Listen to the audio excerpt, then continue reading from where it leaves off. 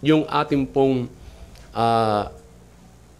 plano ng Panginoon, being a Christian and also as a church. Now, kaparte po ng proseso ng pamumuhay natin sa ating Panginoong Jesucristo po, dapat po natin maintindihan kung sino tayo. Yan ang napakalagang halaga ng buhay natin, kung sino tayo bilang kay anak ng Panginoong Jesucristo sa proseso po ng pamumuhay natin kay Jesucristo.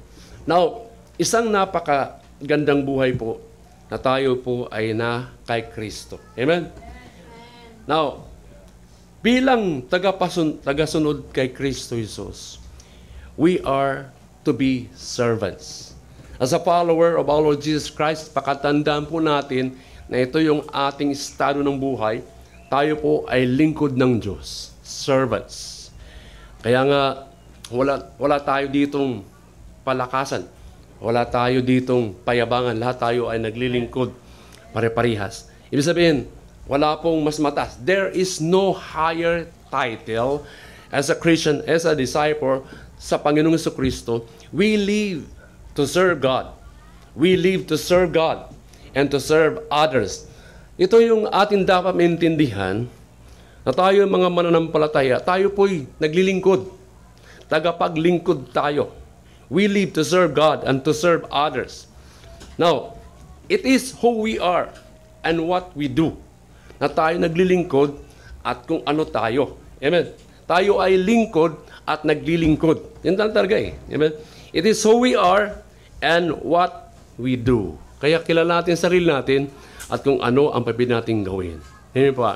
It is within this call, the servanthood. Amen? Ito yung nakapaloob ba na tinawag tayong lingkod. That we see how God has a great plan para sa mga buhay natin. May plano talagang buhay. May plano ang Panginoon sa mga buhay natin. Amen. Now, si Paul and Timothy po, kung pag-usapan natin ang servanthood, sa Philippians chapter 1, verse 1. Anong sabi dito ni Paul and sabi kay Timothy? Tingnan natin kung anong sabi dito. Sa Philippians chapter 1, verse 1. Paul and Timotheus. Dito si Pablo po, pinapakilala nila ang kanilang sarili si Pablo at saka si Timothy. Paul and Timotheus, ang sabi doon? The servants of Jesus Christ. Tingnan nyo, no? Alam natin yung background ni Paul na siya nag-aral po sa University of Jerusalem. Meron doon. Nag-aral siya ng law. Abogado po. Pero pagdating sa Panginoong Jesucristo, hindi siya doon abogado. Bagamat nagturo siya ng pagiging abogado as a Christian. Now, sila na po ay servants, katulad kay Timothy. Paul and Timothy describe themselves as servants of the Lord Jesus Christ. Tayo po ay lingkod lang. Amen. At ang Panginoong Jesucristo mismo, ipinahayag din niya sa kanyang sarili that the greatest in God's kingdom are the ones who serve. See, ang pinakadakila po sa langit po, in God's kingdom, ay yung naglilingkod. Tingnan na sa Luke chapter 22, sa verse 27, sa verse 24. Sa Lucas chapter 22. Kailangan mag-ano na ako ng aking Bible. Luke chapter 22, sa verse 24. Sa verse 24. And there was also a strife among them, which of them should be accounted the greatest. Sa verse 25. And he said unto them, the kings of the Gentiles exercise lordship over them, and they that exercise authority upon them, and called benefactors. Verse 26. But it shall not be so. But he that is greatest among you, let him be as the younger, and he that is a chief, as he that doth serve. Verse 27. Last verse. For whether is greater, he that sitteth at meat, or that serveth, is not he that sitteth at meat, but I am among you as he that serveth. Tinan ng mga minamahal, ang Panginoon po dito talagang nagpakumbaba siya. Ang kanyang sarili, tinawag siyang humble servants. Mga kapatid, huwag niyong mamaliitin ang paglilingkod sa Panginoon, higit sa lahat. Alam natin sa mga trabaho, kailangan natin magtrabaho. Tayo po, sinasahuran. Pero sa Panginoon, binibigyan tayo ng honor. Kinikilala tayo na tayo naglilingkod. Pinaparangalan niya yun. Hindi na binabaliwala kung paano tayo maglingkod. Now, and in order to live like Jesus, we need to realize our identity. Ano ang ating pagkakakilanlan? As servants. Now, dito po, kikilala natin ang ating pong pagkakakilala sa ating sarili, yung ating destiny. Now, number 1, sa ating text, paano natin ma-realize ang ating destiny? Amen? Ito lang tayo sa ating text. Sa verse 4, number 1, play your part. Play your part. Sa verse 4 and 6, 1 Peter chapter 2, verse 4 and 6. Sa verse 4, to whom coming as unto a living stone. Now, itong mga pinapakilala po ng mga salita, living stone, disallowed indeed of men, but chosen of God and precious. Ye also as lively stones and are built up a spiritual house and holy priesthood to offer up spiritual sacrifices acceptable to God by Jesus Christ. Verse 6, wherefore also it is contained in the scripture, behold, I lay in Zion a chief cornerstone, elect, precious, and he that believeth on him shall not be confounded. Dito po, tinatin ating parte na dapat natin ito trabahuin. Play your part. Kung nahihilig ka sa mga sports, every individual na mga naglalaro ng mga sports ay mayroong kanya-kanya pong parte na trabaho. Halimbawa, alam nyo, yung volleyball, meron yan, libero. Alam mo yung libero, yung maliit na taga-takbo o kaya taga-salo ng bola. Spiker, yung mga pangalan sila eh. Di ba? Blocker, di ba? Referee. Ang basketball, meron center, may forward, may guard. So, yan po ang kanilang mga part. Dito sa church, tingnan natin, hinalintulad, describe po ng ating Panginoon Kristo, yung building. Alam niyo yung mga engineer, alam nila yung plano ng bahay. Kung paano po ang orientation at saka design. Now, sabi ng Bible po, sa verse 4, that you are, sabi nun, we are a living stone. You are a living stone. Ibig sabihin, parte ka ng plano ng Diyos.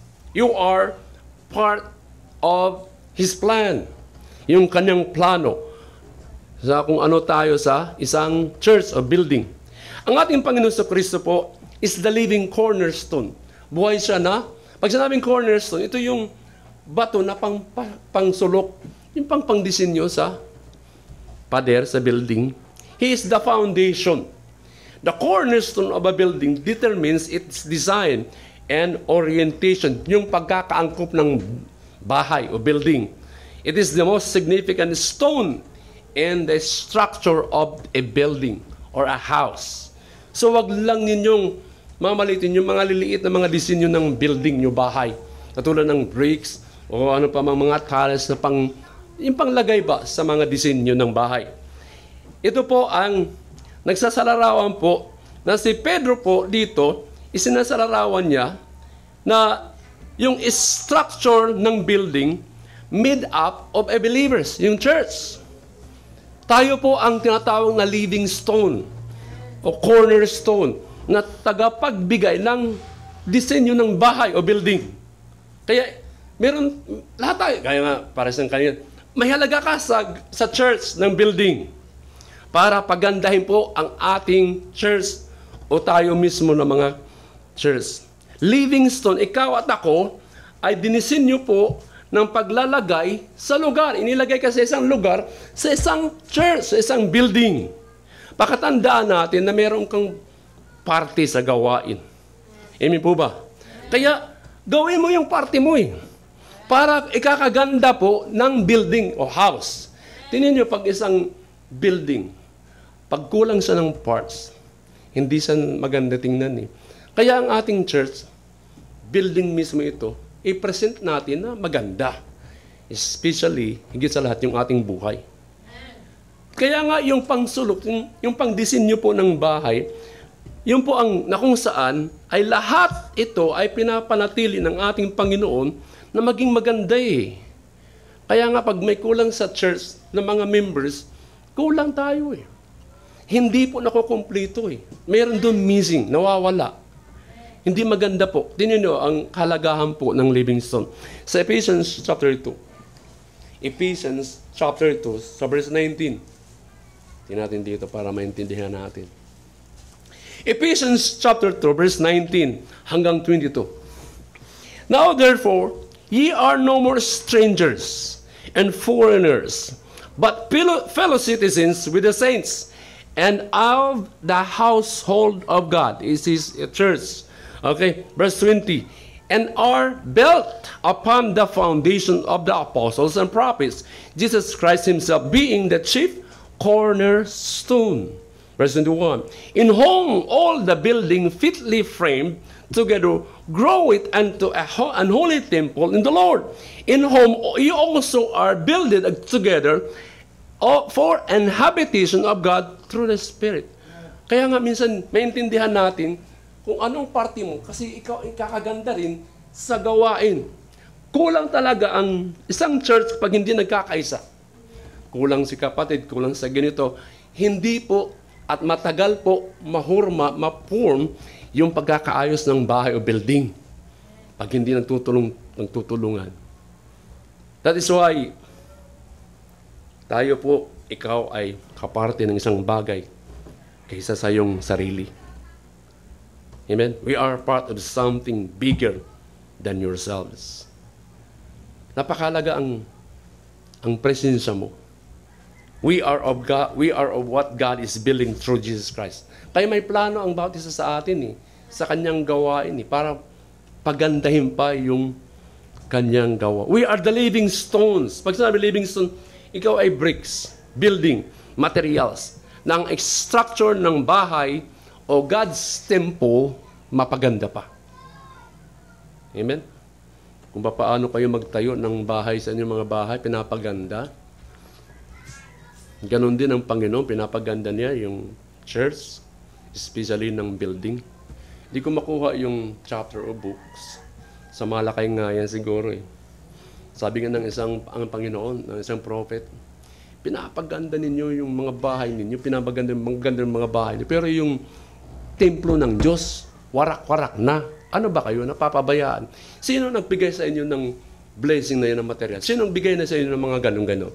Yung bahay ng Panginoon, napapabayaan na. Look at it. Sinisisi niyo yung mga Israelites. Wala na kayo panahon sa gawain ng simbahan. This means that we have a part to play. Mahalaga ka sa gawain. Kung ano ang pwedeng maitulong mo na potential dito na pwede mo gawa. Huwag lang po kayong taga-masid. Huwag lang kayo taga-audience. Kung sa sports, taga-sigaw sa mga naglaro. Napakabubo mo. Di ba? Kinukutsa mo. Katangkad-tangkad. Laki ng katawan. Malamya ka naman doon. Di ba? Labas ka na nga eh. Di ba? Ganun pag nanonood tayo sa mga laro. Ikaw kaya ang pumunta doon. Iba yung audience. Ang audience, walang gagawin yan. Taga-puna. Sa gumagawa. Ang pangit naman. Sino bang gumawa nito? Di ba? Ganon taga-puna eh. May gumagawa, di ba? Mahirap po pag nandun ka na sa mismong gawain. Kaya this means that we have a part to play. That is why maglingkod kayo. Engage sa gawain in building the kingdom of God. You have a play your part. Gawin mo yung party mo eh. Alam kong may potential kay na pwedeng ipaganda pa kung anong nakikita mo. Okay lang magpuna. Sis, dapat ang puna mo, merong positive way. Oh, hindi ganun sis, hindi brad, ganito ang dapat. Hindi ganun, ang pangit-pangit naman, ano ba? May mic naman. Siyempre, Kung hindi pa mature yung kausap mo doon, ikaw na nga. Yung oras ko nasayang lang sa'yo. Ganun ba? Kaya, play your part. Pwede pang mapaayos yan eh. Yun po ba? Amen. Now, pangalawa. Simple lang. Amen. Now, live your faith. Sa ating text, sa 1 Peter. Amen. Sa 1 Peter chapter 2, verse 5. Sa verse 5. Tingnan nyo dito, ano? Ye, pag sinabing ye, you also, as lively stones, are built up a spiritual house. Kasi ang bahay po, ang church of building, talaga, tayo po ang mga buhay na itatayo po yung spiritual na bahay, hindi ito literal. Tayo pong church spiritual. Ang kaganda sa kanyang plano ng Panginoon. Sabi na po, ye also as lively stones are built up a spiritual house, an holy priesthood, to offer up spiritual sacrifices acceptable to God by Jesus Christ. Sa verse 9. Laktaw tayo sa verse 9. Sabi na, but ye are what? A chosen generation, a royal priesthood, an holy nation, a peculiar people, that ye should show forth the praise of him who hath called you out of darkness into his marvelous light. Now, live your faith. Ang ibig sabihin dito, dapat ipamuhay natin yung ating pananampalataya. Pakatandaan niyo po, faith without works is dead. Kaya nga, meron kang pananampalataya nga, pero patay siya. Ibig sabihin, dry, hindi nagagamit. Hindi nagagamit. Ibig sabihin dito, ang sasabi, you are His personal representative. Tayo po ang gagamitin ng Panginoon. You, tinan nyo, no? Pag sinabing, tinan verse 5.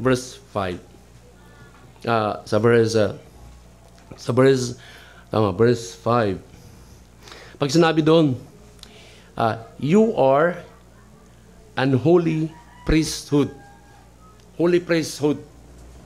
Alam niyo po, sa templo po, may pari ng Old Testament. Ano ang gawain ng pari? A priest, naghahandog sila ng mga ihandog ng mga Israelites para sa Diyos.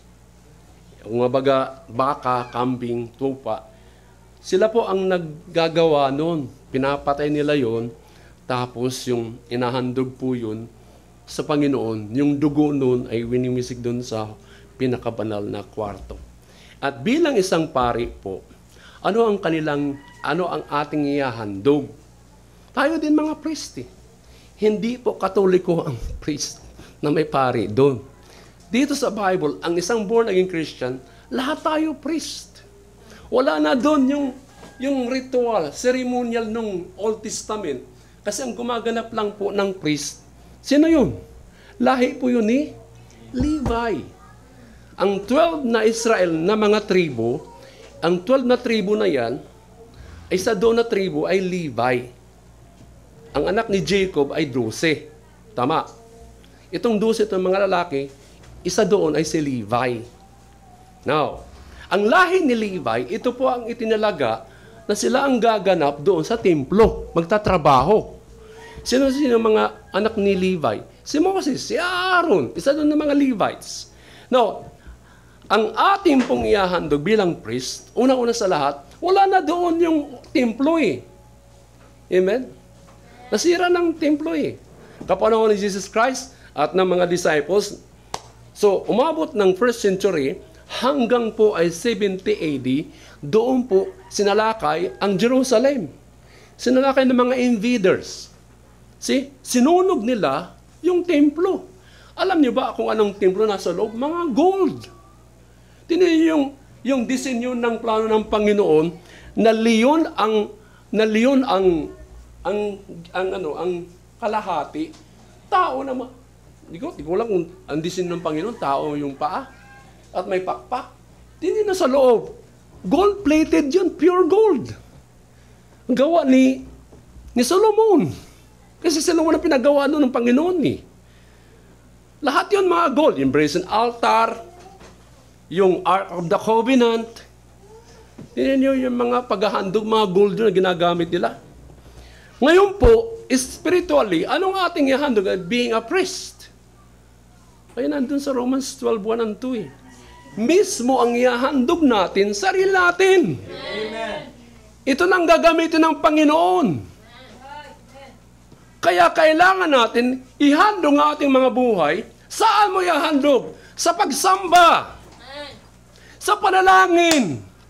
Sa paglilingkod in service. Sa pagsunod ng kanyang mga kautusan sa Bible. Sa pagiging mahabagin. Sa pag-awit. Sarili mo eh. Di ba? Sabi ng Romans 12:1, I beseech you therefore, brethren, by the mercies of God, that ye, ano sabi niya? That ye present your body as a living sacrifice. Wala nang ihandog na hayop. Tayo na ang handog ngayon. Yan ang gawain ng priest. Silang tagahandog na inaalay ng mga Israelites para patawarin ang kanilang kasalanan. Ngayon tayo na. We are to offer up our life in worship, in prayer, in service, in obedience, holy living, and compassion. Yung panahon, yung pera mo, yung oras mo, yung priority mo, lahat, ihandog mo sa Panginoon. Walang matitira. Amen? Give me your heart. Sabi ng Panginoon. Offer your life. Marami tayong kailangan ihandog. Time, talent, treasure. Ang dami. Pero nasaan yun? Na hinahandog natin. Saan wala? Time nga lang. Amen? Ang dami nating time. Pero yung mga time, hindi sa Panginoon. Wala tayong minsang time. Pag may time. Amen? Ang ideya dito, mga minamahal, ay we are to live a life of worship and living unto God. Ito yung buhay natin na paghahandog. We are to live a life. Mabuhay tayo ng isang buhay na mayroong pagsasamba, worship. Kahit saan ka, pwede ka mag-worship. Sa trabaho mo, habang naliligo, paano mag-worship doon? Amazing grace. Dahil nalamigan ka dun. Pwede kang kahit saan. Di ba? Hindi nyo ba alam, ang pagbibigyan ng pera is part of worship? Ang prayer ay part of worship? Ang pag-awitan, part of worship? Fellowship, ay lahat yan ay worship. Amen. See? There are two great characteristics of a priest. Mayroon pong dalawa po na mga katangian ng isang pari. Number one, the priest is the one who builds and a bridge for others to come to God. Ang pari po, makinig po kayo, siya po ang isa na nagtatatag ng tulay para sa iba na dumarating sa Panginoon upang maghandog. Nakikita niyo ba ang senaryo dito? At bilang mga Kristiyano, we have the duty. Meron tayong tungkulin at pribilehiyo na magdala ng iba to the same Savior in whom we have found faith and love.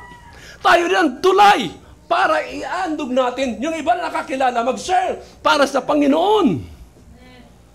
Hindi naman nakakita ang kahalagahan natin. Pag sinabi ng Bible, ye are unholy priesthood. Banal na napari. Number 2, nakatangian bilang isang pari. The priest is the one who brings an offerings to God. Naghahandog kayo. At bilang mga mananampalataya, as Christian, kailangan natin kapariho gawin din. Maghandog tayo, dalhin natin ang mga handog natin sa Panginoon. It was formerly an animal noong Old Testament. Hayop ang idinadala nila, hinahandog ng mga pari sa Panginoon sa templo. Kinakatay nila yun, yung baka. Yung baka na yun, kakainin nila yun, pero yung handog na yun, yung dugo doon, o anumang mga senaryo o ritual ceremonial doon, hinahandog nila ang animal, mga hayop. Subalit ngayon, anong handog natin? Trabaho. It is our work and worship the Lord. Hindi ka na pwede maghandog ng hayop.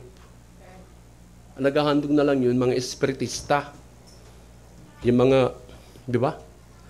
Yung mga, anong pwede, na mga ritual, mga dami. Ang Katoliko nga eh. Oh, di ba?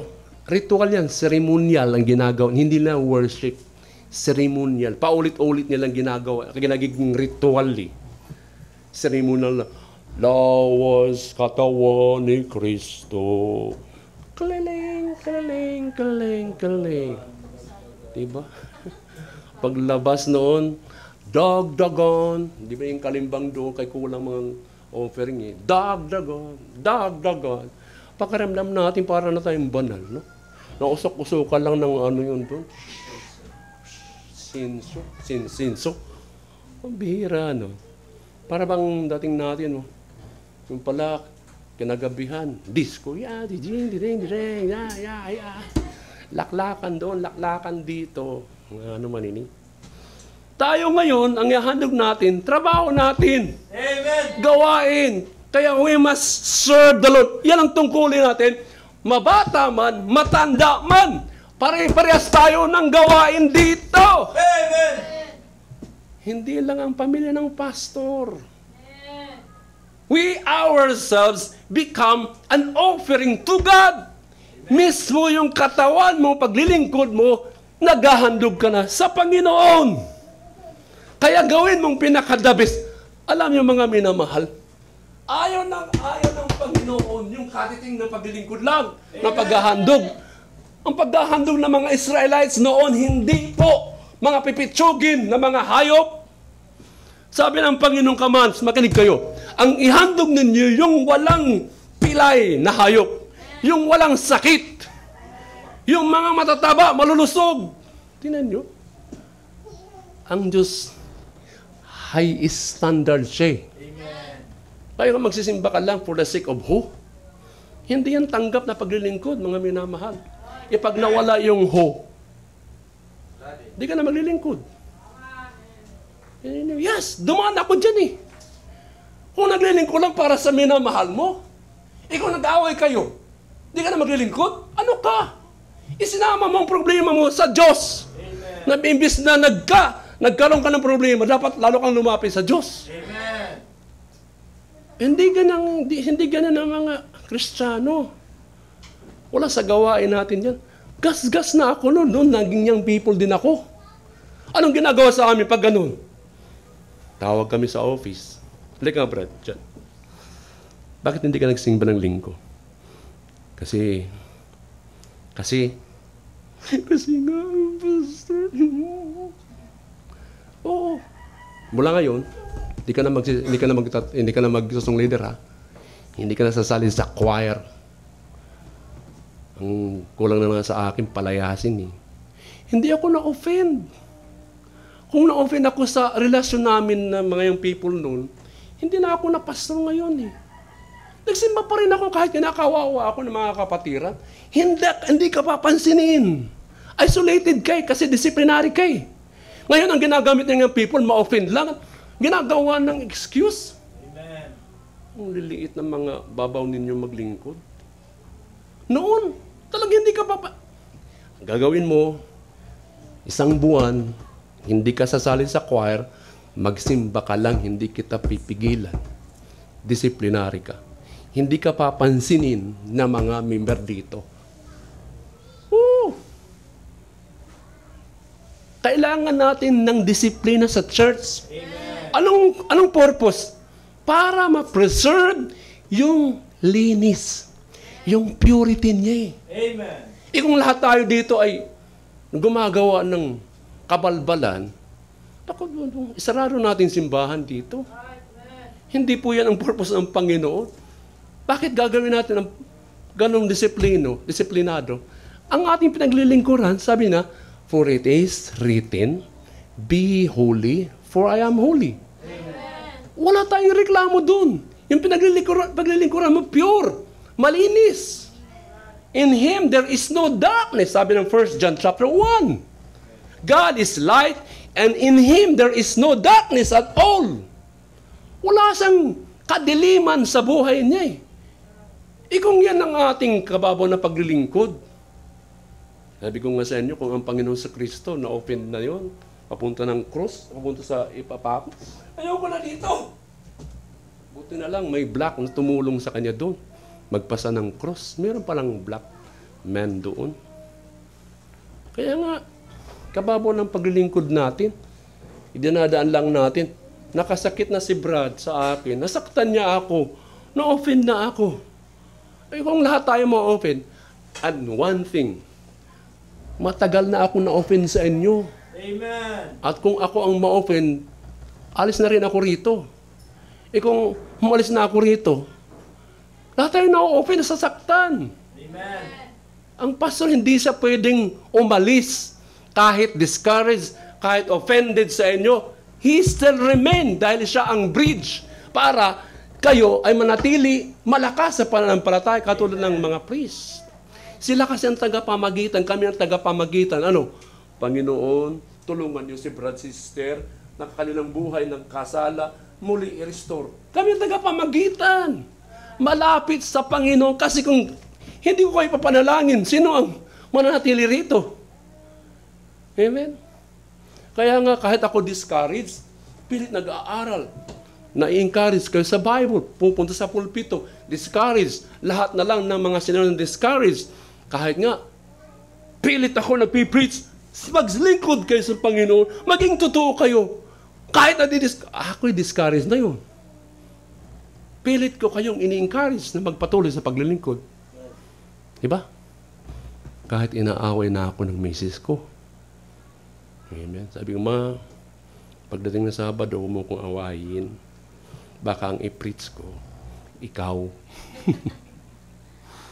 Mahirap. Amen? Amen. Kahit walang tithes, kahit walang allowance. Kaya nga, minsan, maintindihan yung pagiging Kristiyano.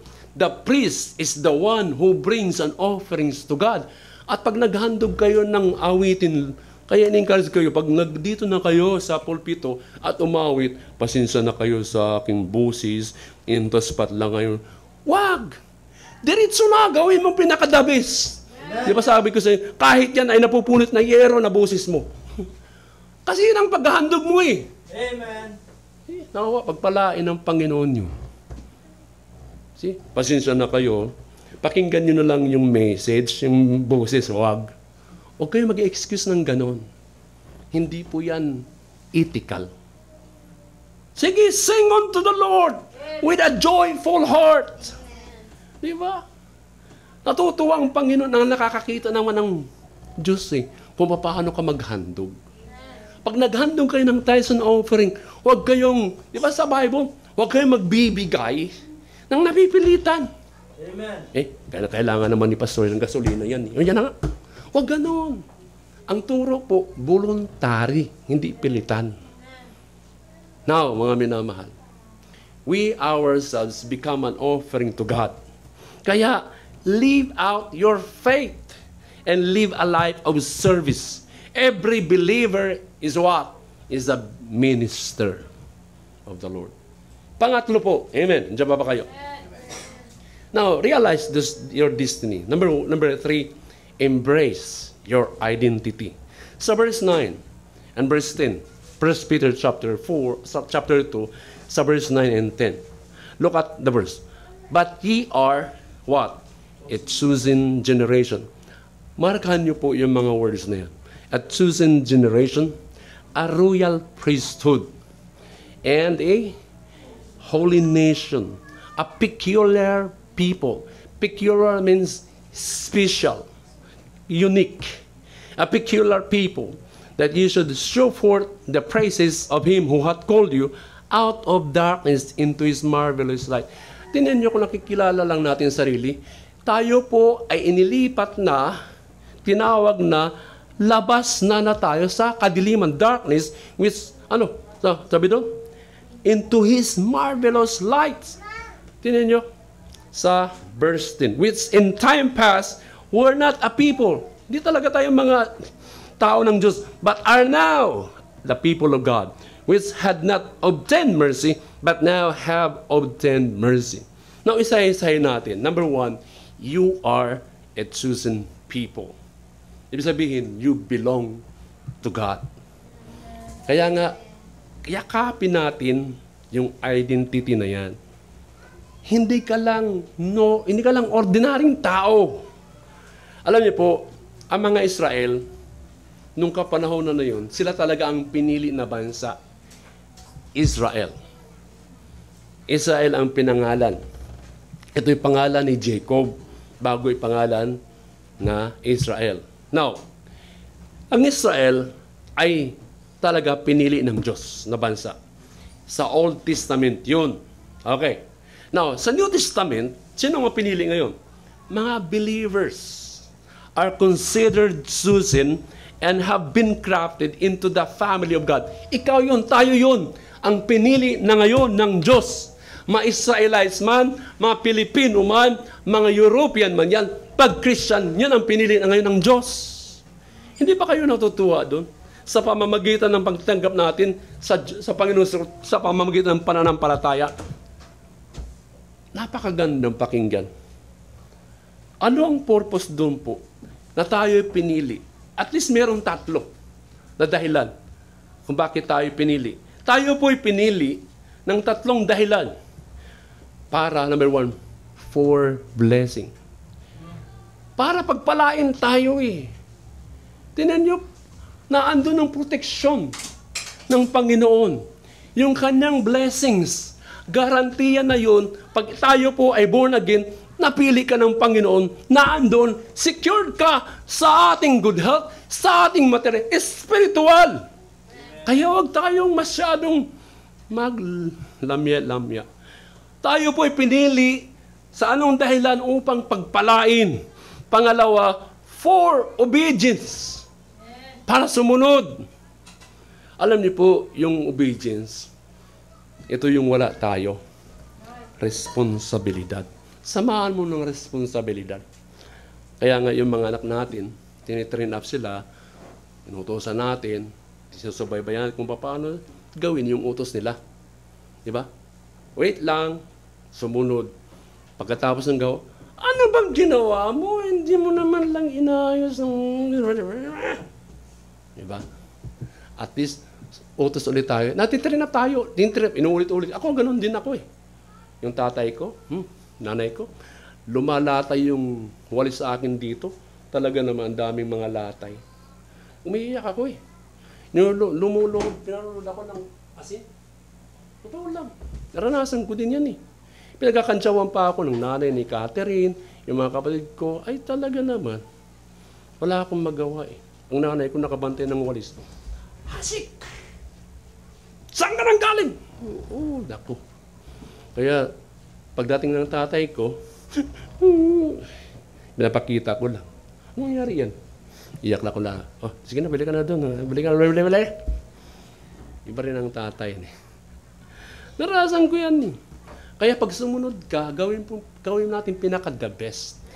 Hindi po burden ang kautusan ng Panginoon. Anong sabihin? Hindi po pabigat ang mga utos na Diyos sa Bible. Be not unequally, abstain from all appearance of evil. Huwag kalimutan na pagtitipon-tipon sa mga araw ng pagsasamba. Hindi po bigat yon sa atin. Blessing po yun. Ang problema sa atin, hard yung ating puso. Hindi natutuwa. Saan tayo nga napupunta pag wala tayo dito eh? Diba? Wala doon blessing pag Sunday. Binigyan tayo ng time. Time ng pagsamba. Ng araw ng pagsamba. Isa lang yun. Bonus na, ano lang yun. Sabi ko sa inyo, gagasolina lang tayo sa prayer meeting. Amen? Kaya nga, for obedience, with obedience come responsibility. Pangatlo po, kung bakit tayo pinili, ay for service. Tayo po ang kumakatawan eh. Kung ano ang hitsura ng langit at kung ano natin ipapahagi ito. Sa paglilingkod, wala namang gagamit. Ang priest sila naglilingkod. Tinin ng mga priest sa Old Testament, ang mga pari. Hindi sila pwedeng umupo. trabaho ng trabaho sila, lakad sila ng lakad sa templo. Yan niya magdamag. Wala silang tigil sa pag-upo at sa paglingkod. Hindi sila pwedeng umupo. Hinyan nyo. Tayo, kapanahon nila, at mangkap, mayroon silang ritual. Yung pagdadamit nila ng yung puti, may mga disenyo yan. Gold yan dito. Gold yan sa loob. Yung breastplate na yan, mga ano yun, malinis yun. At hindi pa pwede pumunta sa templo sa loob yung tao na yun, na Levites, na may kasalanan, mamamatay sa doon. Mantakin ninyo. Kaya pag nagsisimba ka, tuwang-tuwa ka pa sa ginawa kabalbalan ng buong linggo, kailangan magkaroon tayo ng paghingi ng pagpatawad sa Panginoon. Harap ka dito. Hindi natutuwa ang Panginoon. Di ba, pagpapasok sa Holy of Holies, iwiwisik ang dugo doon sa Ark of the Covenant, yung anghel na nagkano doon.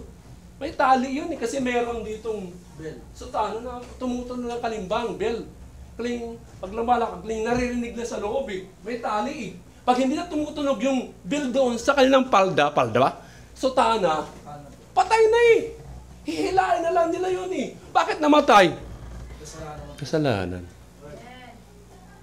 Ganon ang standard, napakataas ang standard ng Panginoon. Kaya simba lang tayo, normal, hindi. Routine lang napupunta ka rito, wala kasi akong gagawa eh. Kaya magsisimba ka. No, hindi po yung ganon ang ating pananaw.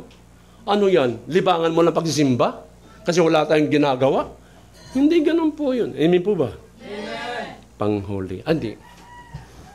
Pang-apat. Realize your destiny. Sa verse 9, tingnan nyo, no? Sa verse 9. But ye are a chosen generation, a royal priesthood, and holy nation. Tingnan nyo yung salitang unholy nation. You are a holy nation. You are not of this world. Tingnan nyo mga minamahal. Ang Kristiyano pala, tayo ang bansa po na hindi taga rito. Holy tayo na bansa. Labas tayo dito sa sanlibutan. We are so concerned. Tayo sobra pong nababalisa, nag-aalala sa mga bagay sa sanlibutan na hindi naman talaga pwede nating gawin yon at makipagsang-ayunan doon. Hindi tayo nababalisa, nag-aalala sa mga makalangit na kaisipan that we are, hindi naman tayo dito sa tagalupa eh. Saan ka ba sobrang nababalisa? Wala kaming kakainin eh. Kaya busy ako eh. Diba? We are no earthly good that we often lost track of what it means to know we are not of this world. We are a holy nation, mga minamahal. Ang sabi dun sa John 18:36, magtatapos na, amen? Diyan ba kayo? Amen. John 18, sa verse 36. John 18, verse 36, the Bible says, Jesus answered, my kingdom is not of this world. If my kingdom were of this world, then would my servants fight that I should not be delivered to the Jews. But now is my kingdom not free. Hence, hindi po ang karya ng Panginoon nandito sa sanlibutan. We are not of this world. Philippians 3:20. Philippians, magtingin tayo ng mga verse. Amen? Philippians chapter 3, verse 20. For our conversation is in what? Yung conversation na yun, hindi po yan pakikipagchika. Citizenship yan eh. Sabi doon, kung ang translate, for our citizenship is in heaven. Ang ating pong nationality ay nasa langit. Sabi pa, from whence also we look for the Savior, that's Jesus Christ. Tayo po'y tumitingin ng pagdating ng Panginoon sa Kristo. Jesus Christ coming soon. Amen po ba? Hebrews, last verse. Hebrews chapter 11, sa verse 13. And the Bible says, through faith, also Sarah herself received strength. Tama ba? At verse 13 pala. Hebrews 11, verse 13. These all died in faith, not having received the promises, but having seen them afar off, and were persuaded of them, and embraced them, and confessed that they were strangers and pilgrims on the earth. Ano ang kanilang nakita ng malayuan na yun? Tayo lang, at kanilang niyakap. Talagang naniniwala sila eh. Sabi na, ang confess ay pinahayag na that they were strangers and pilgrims on this earth. Tayo po ay manlalakbay lang dito. Amen. Kaya nga, Pilgrim Bible Baptist Church. Hindi tayo dito lang mananatili sa lupang ito. Amen. Nakita nila sa malayuan, ano yun? Heaven? Yung pangako na yun. We are a holy nation. Sa Greek word po yun, hagios, means sit apart, holy pa rin, from and sit apart to. How are we supposed to live a life sit apart? Paano tayo mamuhay? Talagang nabubukod sa sanlibutan. Live Jesus Christ. Live the Lord Jesus Christ. Maglingkod kay. Live a pure life. Forsake sin. Live a Christ-minded life. Set your mind on the values of Christ. Live an abundant life. Obedience in Christ brings true life. Live a hope-filled life. Remember, heaven is still coming. Amen. Ang langit pa rin, darating tayo doon. Wala tayong ibang pupuntahan. Kung ikaw save, heaven for sure. Panghuli. Amen po ba? Amen. Pwede tayo magkape. Fulfill your calling. Verse 9. Ano sa verse 9? But ye are a chosen generation, a royal priesthood, an holy nation, a peculiar, ano doon? People. Tama? Ano po ang peculiar? Sabi ko sa inyo kanina, special, unique. Tayo po ay naiiba. Special, natatangi tayo. You have been saved to serve. Naligtas ka upang maglingkod. Yan lang ang purpose ng Panginoon.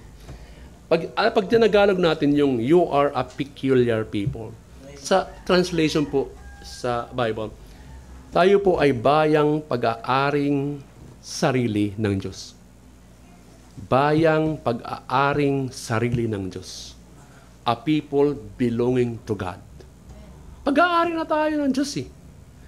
God's special possession na tayo. Pag-aari na tayo eh. Kaya nga, we belong to God. Ang pamilya mo, church, ang pamilya mo, mga Christian, mananampalataya. Yan ang pakaugalian. And kailangan natin, we have a purpose. Anong purpose? Bakit tayo tinawag na peculiar people? Doon sa verse 9, sabi doon, that ye should show forth the praises of Him who hath called you out of darkness into His marvelous lights. Yan ang purpose po eh. Amen po ba? No, mga manaman. Tayo po ay niligtas sa isang rason. That is to do good. Upang maggawa ng mabubuting gawa. We have been saved mula sa kasalanan upang maglingkod. Yan lang yan eh. Amen? Kaya nga, ang Panginoon may plano at layunin para sa bawat isa sa atin. Tayo po ay dinisenyo niya to be part of something greater than ourselves. We are made for a reason to serve God and serve others. Ngayon mga minamahal, ang layunin talaga na bakit tayo kailangan ma-realize ang ating destiny, fulfill your calling. Kaya nga sa paglilingkod, napupulfill mo yung nais ng Panginoon sa buhay natin. Yung panawagan na yan, anumang klaseng panawagan na yan, wag lang tayo yung panawagan na tinulak, tinukso.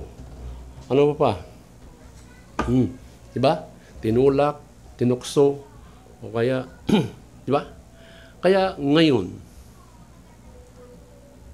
dalhin natin, kunin natin yung mandato niya na maging servants at mamuhay sa ating Panginoon sa Kristo. Realize your destiny na yan, mga minamahal. Piling-pili ka na ikaw talaga ay pag-aari ng Diyos. Mga minamahal. Garantiya na mayroong protection, security, at mga promises. Tingnan nyo. Tingnan nyo yung panghuling verse sa Great Commission. Sa Matthew chapter